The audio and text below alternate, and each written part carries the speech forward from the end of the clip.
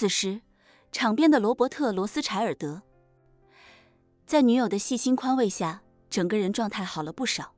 教练吹响哨声，下半场的对抗赛即将开始。高挑的混血女孩微笑着对罗伯特说：“去吧，罗伯特，记住我跟你说的，一定要及时调整战术，打对方一个措手不及。我会在场边帮你观察，一旦时机合适，我会给你手势提醒的。”罗伯特受到鼓舞，重重点了点头。他早就知道自己这个女朋友不但是一个顶尖学霸，更是一位精通各项运动的专家，尤其是橄榄球。他对局势的判断和理解，其实比校对教练也有过之而无不及，经常能给自己带来很多非常好的建议，这也是自己特别沉迷于他的原因之一。当比赛再次打响，场上的罗伯特表现确实提升了不少，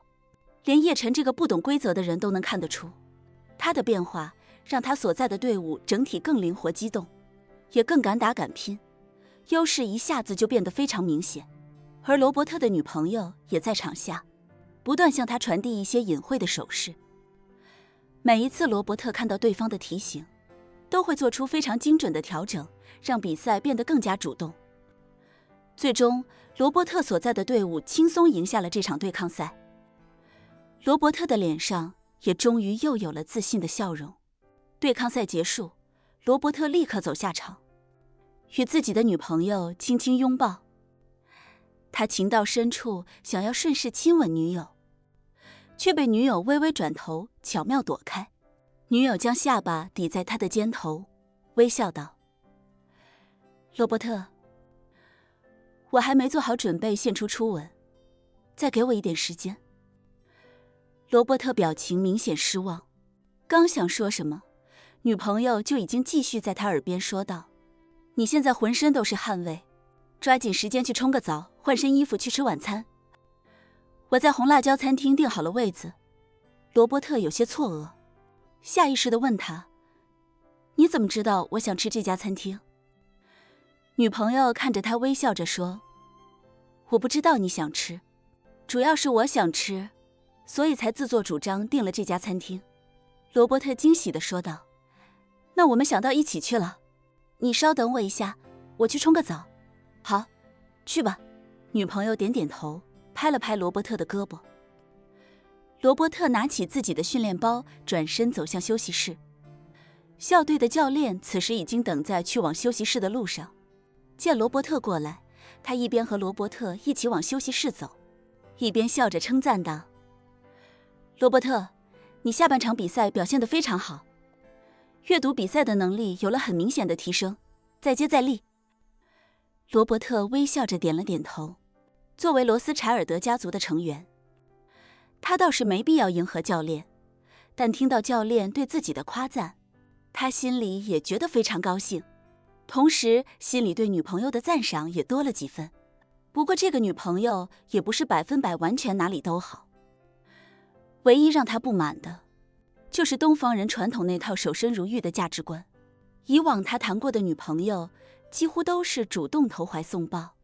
发生关系也根本不需要他主动，甚至很多女孩子都迫切地想要怀上一个罗斯柴尔德血统的孩子，所以千方百计让他不采取避孕措施。但罗伯特心里很清楚，玩玩可以，绝对不能让哪个女人用肚子里的孩子来拿捏自己，所以他也从来不给那些女人怀孕的机会。可是现在这个女朋友却是个异类，别说投怀送抱，主动爬上自己的床，他的女朋友至今也只愿意与他拥抱牵手，连最基本的接吻都不同意。罗伯特一开始还以为对方是故意玩欲擒故纵，但是他让私家侦探给对方做了一个详尽的背景调查。私家侦探想尽一切办法调查了这个女孩从幼儿园开始的所有资料档案，也调查过她小学、中学的学生圈子。得到的结果显示，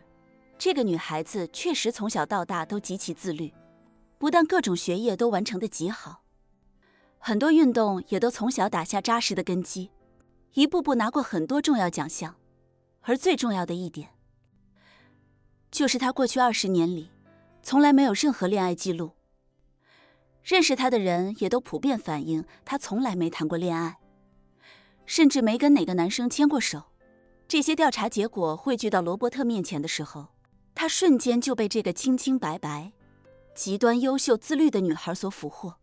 他觉得这个女孩就算在自己面前是装的，也不可能装了整整20年。所以罗伯特认定这女孩的天性便是如此。可是他哪里知道，这就是书生最强的伪装。破青会培养的每一个书生都是在打造一个完美的工艺品。从出生的那一天开始，无论这个人的本性是怎样的，都必须按照破青会给他定好的框架生活。成长过程中必须全力以赴，努力拼搏，懈怠、不听话，或者对别人动了凡心，全家人的命可能就朝不保夕。所以每一个书生在被安排潜伏任务之前，履历都干净到完完全全一尘不染，谁都不可能查出此人任何不好的一面。所以无论是谁去查，都只会越查越欣赏，越查越放下防备。阅女无数的罗伯特也是第一次遇到如此完美的女生，所以几乎立刻就沦陷其中，无法自拔。即便对方一直调自己胃口，他也觉得那就是对方的本性，自己就算心里不乐意，也得理解并尊重对方。此时回到休息室的罗伯特脱下训练服准备冲澡，手腕上的苹果手表忽然响了起来。训练的时候，他的手机基本都在柜子里或者训练包里，接打电话一般都是靠苹果手表。当他看到一个陌生号码的时候，也没多想，便之下按下了接听。电话那头立刻传来一个浑厚的声音：“罗伯特，你在忙什么？”罗伯特有些惊讶地问。对方立刻说道：“我是你爷爷的大哥，罗斯柴尔德家族的唯一继承人，史蒂夫·罗斯柴尔德。”罗伯特吓得一激灵，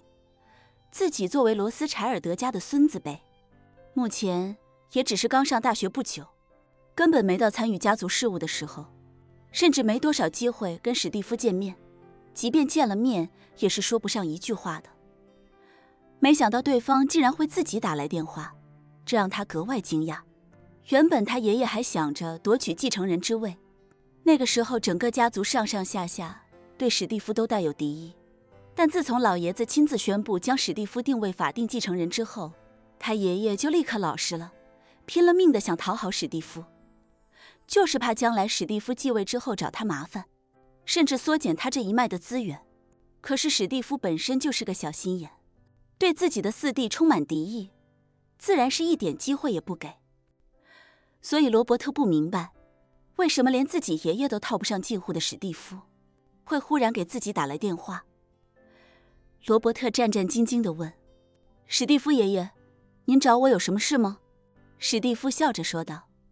我来斯坦福办点事，记得好像你就在这里读书，所以喊你晚上出来一起吃顿饭。”